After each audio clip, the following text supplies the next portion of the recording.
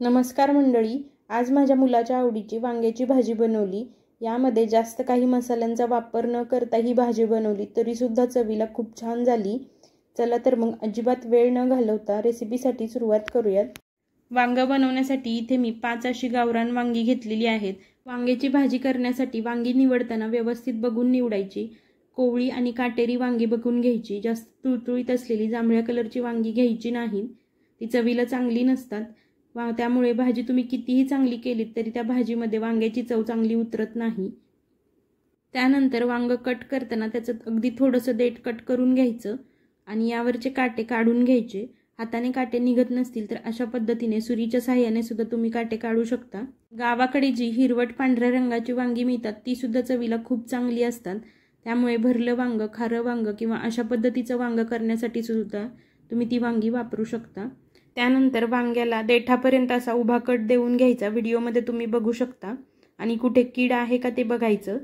याच पद्धतीने आणखी एक कट देऊन घ्यायचा आणि कुठे कीड आहे का ते चेक करायचं। त्यानंतर वांग काळं पडू नये यासाठी पाण्यामध्ये घालून घ्यायचं। याच पद्धतीने उरलेली 4ही वांगी मी कट देऊन घेतली। या पद्धतीने वांगी कट केल्यामुळे त्यामध्ये आपल्याला मसाला व्यवस्थित असा भरता येतो। चला आता मसाल्यासाठी काय लागणार आहे ते मी तुम्हाला सांगते। त्यासाठी इथे मी पाव कप सुकं खोबरं उभे काप देऊन घेतलेलं आहे, 8 ते 10 लसणाच्या पाकळ्या आणि पाऊण कप भाजलेल्या शेंगदाण्याचा जाडसर असा कूट घेतलेला आहे। तुमच्याकडे जर शेंगदाण्याचा कूट नसेल तर तुम्ही शेंगदाणे भाजून घेऊ शकता।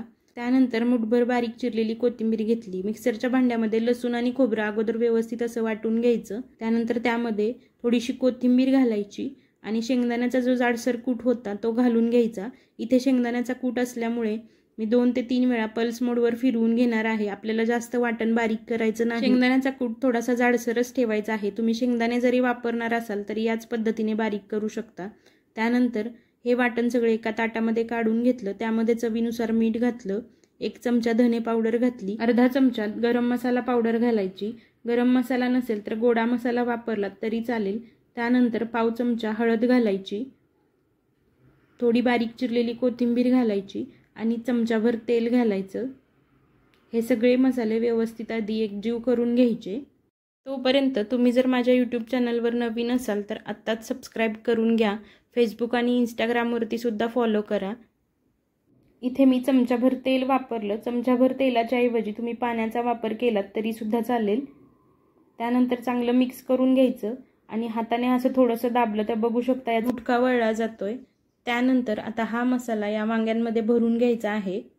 वांगी अशी थोडीशी निथळून घ्यायची आणि त्यानंतर हा मसाला व्यवस्थित असा खालीपर्यंत वांग्यामध्ये भरून घ्यायचा। माझा मुलगा जास्त तिखट खात नाही किंवा त्याला याच पद्धतीचं वांग आवडतं, त्यामुळे मी यामध्ये मिरचीचा किंवा तिखटाचा वापर केलेला नाही।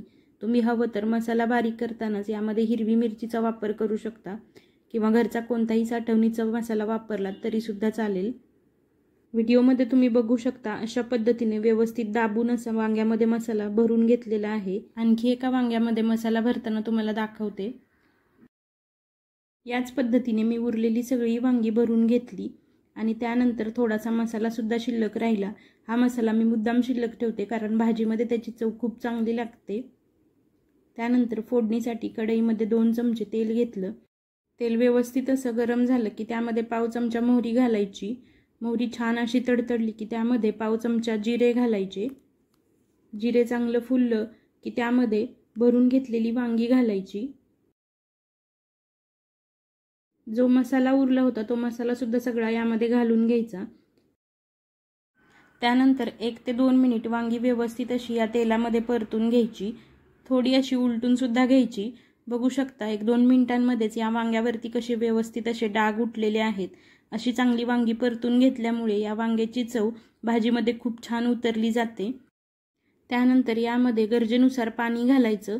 इथे मी 1.5 ग्लास पाण्याचा वापर केलेला आहे कारण आम्हाला ही भाजी भातासोबत आणि चपातीसोबत खायची होती। तुम्ही हवं तर अगदी थोड्याशा पाण्यामध्ये हे वांग शिजवून घेतलं तरी सुद्धा चालेल। पाणी घातल्यानंतर व्यवस्थित असं मिक्स करून घ्यायचं। त्यानंतर याला उकळी आली की यावरती झाकण ठेवून 5 ते 6 मिनिट शिजवून घ्यायचं। तुम्ही जर इथे कमी पाण्याचा वापर करणार असाल तर मध्ये एकदा दोनदा झाकण काढून हलवून घेऊ शकता। 5 ते 6 मिनिटांनंतर मी याच्यावरचं झाकण काढून घेतलं। चांगलं मिक्स करून घ्यायचं आणि चेक करायचं वांग व्यवस्थित शिजले की नाही ते. वांग शिजले का हे चेक करताना देठाच्या साईडला चेक करायचं, कारण तिथंच ते कच्चं राहण्याची शक्यता असते. आणखी एक टिप द्यायची म्हणजे भरलं वांग करताना किंवा अशा प्रकारचं वांग करताना ओव्हर कुक करायचं नाही, त्याची चव बदलते. या कन्सिस्टन्सीचा वांग्याचा रस्सा तयार झालेला आहे. या स्टेजला मी गॅस बंद केला.